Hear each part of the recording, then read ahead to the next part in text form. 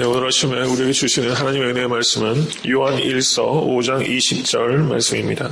요한 1서 5장 20절 말씀 다 같이 합독하도록 하겠습니다. 또 아는 것은 하나님의 아들이 이르러 우리에게 지각을 주사 우리로 참된 자를 알게 하신 것과 또한 우리가 참된 자 곧 그의 아들 예수 그리스도 안에 있는 것이니 그는 참 하나님이시요 영생이시라. 아멘. 5장 18절부터 5장 20절까지 세 가지 지식에 대해서 말씀하고 있어요. 첫 번째가 무엇입니까? 하나님께로서 난 자마다 범죄치 아니하는 줄을 우리가 안다. 이게 첫 번째 알미고, 두 번째 알은 우리는 하나님께 속하고 온 세상은 악한 자 안에 처한 것이며 라고 말씀하고 있으며, 그리고 오늘은 세 번째 알에 대해서 말합니다. 하나님의 아들이 이르러, 이것은 예수 그리스도의 성육신을 말씀하는 것이다. 이렇게 이해할 수 있겠죠. 예수님께서 하나님의 아들이심을 믿으십니까? 하나님의 아들이십니다. 우리에게 예수께서 지각을 주셨어요. 그리고 우리로 참된 자를 알게 하셨습니다. 참된 자는 하나님을 가리키는 것입니다. 또한 우리가 참된 자, 곧 그의 아들 예수 그리스도 안에 있는 것이니, 또 참되신 이가 누구세요? 예수 그리스도께서 참되신 분이세요. 그리고 우리가 그 안에 있는 것을 알게 됐다는 것입니다. 믿으십니까? 그는 참 하나님이시요 영생이시라 이렇게 말씀하고 있는 거예요. 오늘 말씀을 특별히 이 지각에 대해서 말씀을 상고하고자 합니다. 이 세상에서 제일 비극적인 게 무엇인가? 그것은 지각이 없는 것입니다. 이 세상에서 어렵고 힘든 일들이 있어요.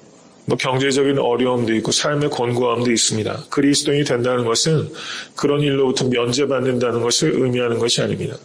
그런 일로부터 면제받는다고 말하면 그것은 이단적이에요. 성경은 그리스도인들이 그것으로부터 면제받는다고 얘기하는 것이 아니라 여한 환경에서도 그리스도인들은 넉넉하게 승리한다라는 것을 가리키는 거예요. 이것을 분명하게 알아야 되는 것입니다.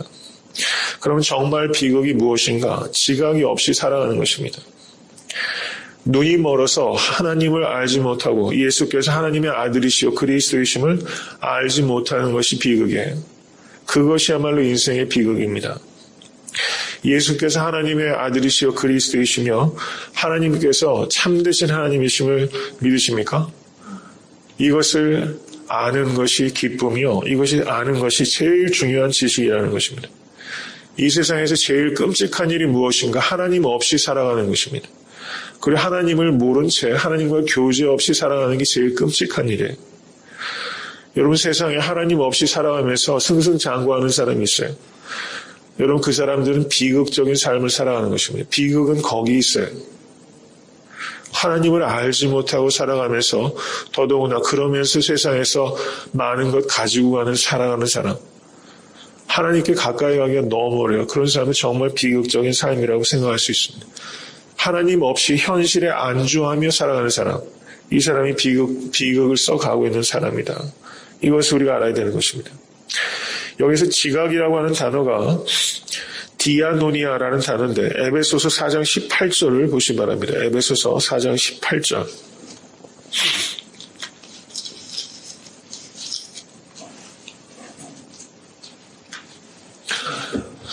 에베소서 4장 18절 다 같이 읽습니다. 저의 총명이 어두워지고 저희 가운데 있는 무지함과 저의 마음이 굳어짐으로 말미암아 하나님의 생명에서 떠나 있도다. 이렇게 말씀하고 있어요. 저희 총명이 어두워지고 여기에서 총명이라고 번역된 단어가 이 디아노이아예요. 어떤 곳에서는 지각이라고 번역되어 있고 어떤 곳에서는 총명이라고 번역되어 있고 또 어떤 곳에서는 마음이라고도 번역되어 있어요. 저의 총명이 어두워지고 이렇게 말씀하고 있습니다. 여기서 에베소서 4장 18절의 말씀을 우리가 깊이 묵상할 필요가 있습니다.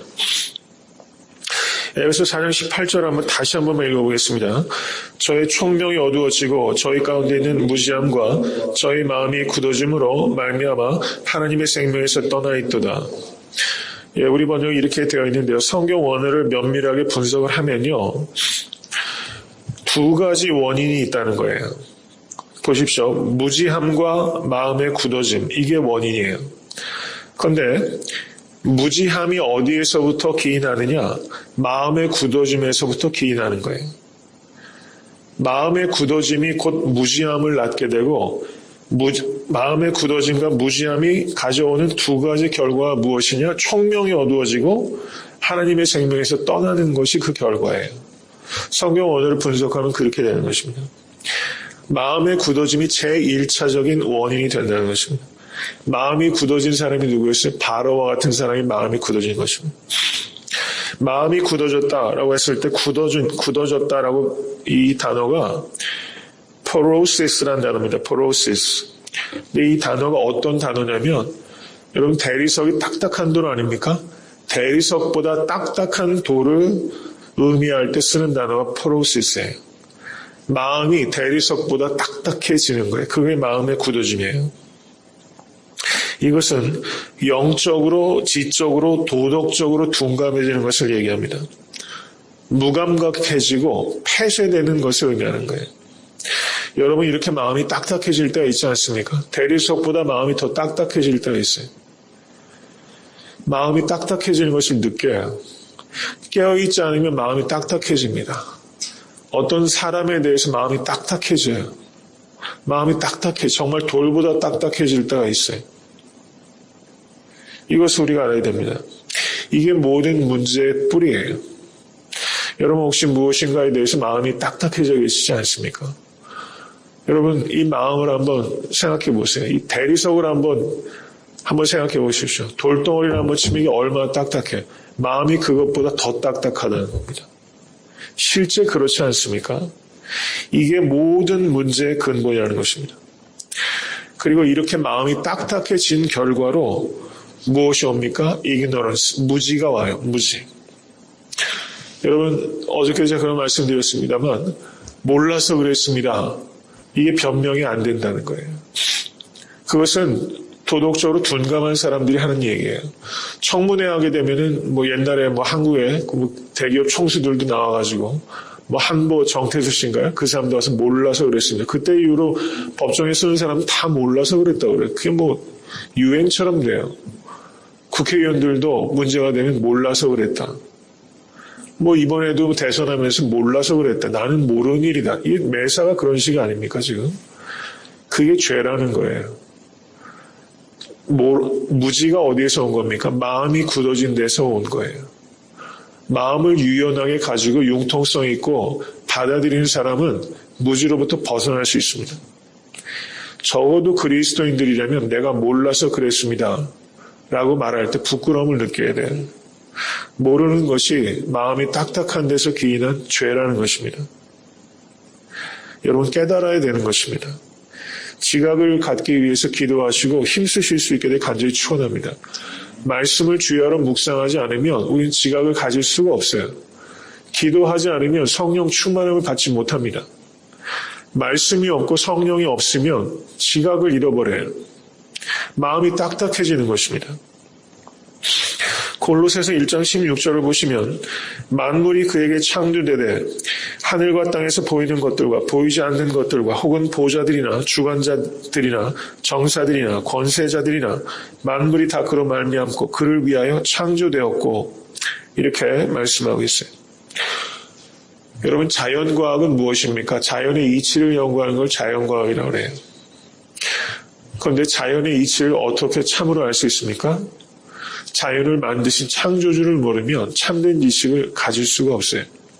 지식의 파편을 가지고 있었지만 지식 전체에 대한 온전한 깨달음을 갖지 못합니다. 창조자에 대한 지식을 가질 때 창조세계에 대한 지식을 가질 수 있게 되는 것입니다. 우리가 얼마나 무지한지를 깨달으실 수 있게 간절히 축원합니다. 무지한 것을 알 때 깨닫기를 위해서 기도하게 되고 노력하게 되는 거예요. 여러분 모든 학문도 그렇습니다. 학문이 소장학자들은 자기가 뭐 다 아는 것 같아요. PhD 막 딴 사람은요. 지적 교만이 대단해요. 근데 PhD가 학문의 시작인 걸 알아야 됩니다. PhD가 있다고 해서 학문성이 높은 것도 아니에요. 그건 일종의 자격증과 같은 것입니다. 겸손해야죠. 열심히 학문을 이렇게 깊이 정말 노회한 깊이 있는 학자가 되면은요. 자기가 뭘 모르는지 알아요. 근데 소장학자들은 겁없이 까불어요. 여러분 이걸 알아야 됩니다. 우리가 무지한 거를 알아야 돼요. 얼마나 모르는지 알아야 돼요. 연구를 하고 깊이 탐구하면 탐구할수록 내가 모르는 게 너무 많다는 것을 알아가는 거예요. 이것을 우리가 알아야 됩니다. 성경을 대하실 때도 우리가 얼마나 모르는지를 깨달아야 돼요. 이것을 우리가 알아야 됩니다. 모르는 줄 알아야지 배우려고 하고 폐쇄성을 벗어나. 내가 다 안다고 생각하면 폐쇄가 되죠. 다른 사람 이야기 들을 거 뭐 있겠어요? 우리 모두 어느 부분에 있어서 굉장히 폐쇄적이라는 것을 깨달아야 됩니다. 굉장히 폐쇄적이에요. 그것을 깨달을 때 우리가 열린 사람이 될 수 있다는 것이죠. 뭐 한 사람도 예외가 없을 거라고 생각해요. 여러분들께서 어떤 부분에 있어서 굉장히 폐쇄적인 부분이 있으실 거라고 생각합니다. 그 부분을 깨뜨리시고 유연해질 수 있어야 됩니다. 육체적인 건강도 유연한 사람이 건강하죠. 제가 몸이 굉장히 뻣뻣해요. 말도 못해 뻣뻣합니다. 그러다 보니까 뭐 허리에 문제도 오고 이런저런 문제가 생기는 것 같아요. 태생적으로 좀 뻣뻣한 편이에요. 여러분, 뻣뻣한 것은 건강의 적신호입니다. 이 영적으로 도덕적으로도 뻣뻣하면 이 적신호죠. 유연해질 수 있어야 됩니다. 이것을 깊이 생각하실 수 있게 간절히 축원합니다. 마음이 굳어지고 그 다음에 무지가 왔어요. 기억하십시오. 마음의 굳어짐 다음에 무지가 오고, 그리고 이 두 가지로 말미암아 문제가 무엇이 되는가? 총명을 잃어버리는 거예요. 총기를 잃어버려요. 지각을 잃어버려요. 이 두 가지 때문에 지각을 잃어버리는 겁니다. 그럼 마음의 굳어짐과 무지가 지각을 잃어버리게 한다면 우리에게 지각은 누가 주세요? 예수 그리스도의 영이 우리에게 지각을 가져다 주는 거예요. 눈이 어두워질 것인가, 눈이 밝아질 것인가, 이 두 가지입니다. 오늘 하루 살아가면서 오늘 눈을 어두워지게 하는 사람이 아니라 오늘 하루 눈이 더 밝아질 수 있는 사랑하는 성도 되실 수 간절히 바랍니다. 사도 바울이 다메섹에서 3일 동안 눈이 예수 그리스도를 봤을 때 저가 그 영광의 빛에 압도가 돼서 3일 동안 보지 못했어요. 여러분, 3일 동안 보지 못했습니다. 하나님의 영광은 인간의 눈이 감당을 못하는 거예요. 3일 동안 못 봤어요. 여러분, 그 3일 동안 못 본 것을 생각해야 됩니다. 사도 바울은 3일 동안 보지 못하면서 사실상 영안이 떠지기 시작한 거예요. 육의 눈이 닫힐 때 영안이 떠지는 것입니다. 사도 바울은 그 전에 누구보다도 잘 본다고 자만했던 사람이에요. 나는 가말리엘의 문화요, 율법으로는 흠이 없는 사람이고 저가 얼마나 육체에 대해서 자랑할 것이 있다고 얘기했습니까? 근데 3일 동안 눈이 멀면서 뭐라고 말해요? 내 모든 것들이 다 찢기와 같고 배설물과 같다. 영안이 떠지잖아요. 육안이 닫힐 때 영안이 떠지는 것이고, 사도 바울이 3일 동안 보지 못할 때 저가 비로소 인생에서 보기 시작하는 거예요. 예수께서 누구신지를 보기 시작하는 거예요. 영안이 떠진다는 것은 육안을 닫는다는 것입니다. 안목의 정력을 닫는 거예요. 여러분, 선악과를 봤을 때 그 안목의 정력으로 미혹당하지 않습니까? 도대체 무엇을 보고 살아가는지를, 무엇을 보고 좋아하는지를 우리가 생각해야 돼요. 하나님께서 보시기에 좋아하는 것을 좋아하시는 눈을 가지셔야 됩니다. 어두워져서는 안 됩니다. 세상이 얼마나 어두운지 몰라요. 어두워지지 마시고 지각을 받으시는 사랑하는 모든 성도 되실 수 간절히 바랍니다. 그리고 최종적인 결과는 무엇입니까?